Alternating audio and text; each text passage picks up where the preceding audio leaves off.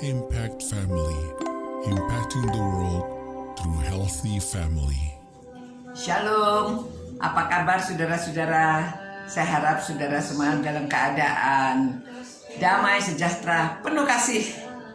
Karena kita akan membicarakan tentang kasih, ya. Yang pertama, Rasul Paulus mengajarkan kasih itu sabar, ya. Dalam ayat 4 pasal 13 1 Korintus, ya. Nah, saudara-saudara, kasih itu sabar. Sabar itu bagaimana sih? Saudara sabar enggak? Ya, ukurannya sabar itu seberapa? Saudara, sabar itu sebetulnya diuraikannya begini, ya. Memang kadang-kadang orang salah paham mengatakan kalau sabar itu seperti ya ngalah aja, apa-apa tunggu, jangan terburu-buru. Well, semua itu betul.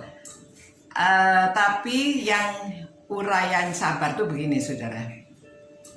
Saya pernah nonton film namanya The Whisperer, ya. Itu yang main Robert Redford kalau nggak salah. Itu sudah dari lama sekali, ya. Ceritanya itu dia seorang yang seperti pawang kuda, ya. Jadi kalau ada kuda liar diberikan kepada dia bisa menjinakkan. Jadi sabar itu, saudara, seperti menjinakkan kuda liar, ya. Jadi kalau kuda liar itu bisa dijinakkan, mesti sabar, saudara. Susah menjinakkan kuda liar itu, ya.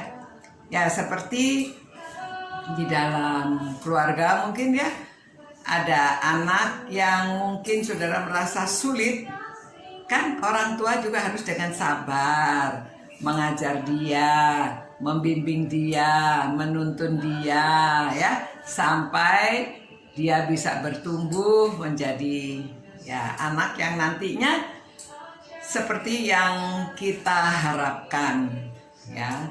Nah, saudara-saudara, begitu juga suami istri, ya. Kadang-kadang banyak cerita, ya.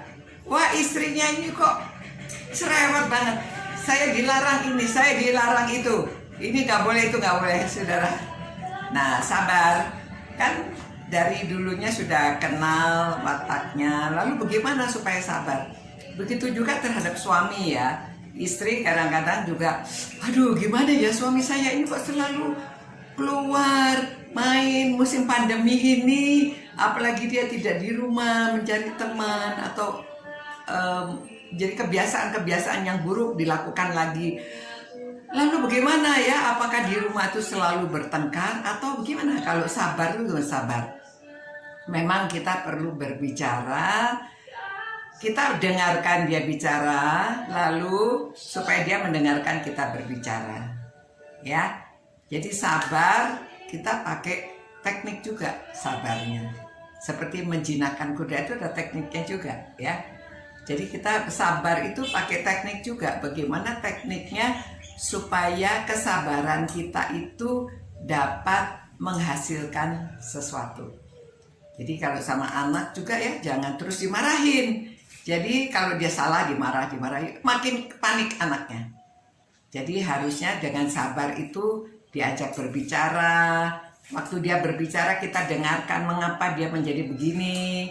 Lalu itu sebabnya. Jadi dia juga pada waktu kita bicara dia mendengarkan sebaliknya. Jadi begitu caranya, ya. Kalau kita mau didengarkan kita harus mendengarkan juga.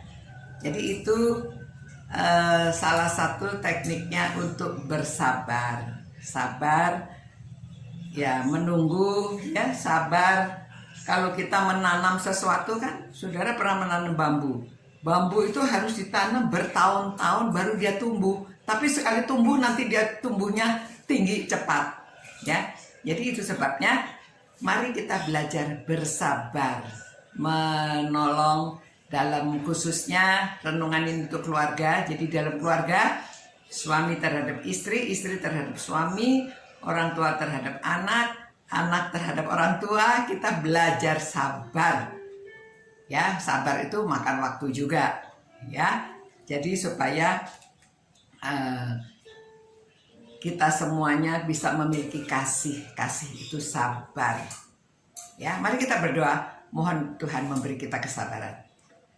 Tuhan, terima kasih Tuhan karena firman-Mu menjelaskan bahwa kasih itu sabar. Jadi Tuhan, berilah kami kesabaran. Untuk orang-orang yang merenungkan firman-Mu ini, Tuhan beri kesabaran. Baik orang tua maupun anak-anak. Semuanya supaya memiliki kasih yang sabar. Demi nama Yesus kami berdoa. Puji Tuhan. Amin. Selamat malam saudara-saudara. Tuhan menyertai saudara-saudara dan memberkati saudara-saudara. Ciao. Impact Family, impacting the world through healthy family.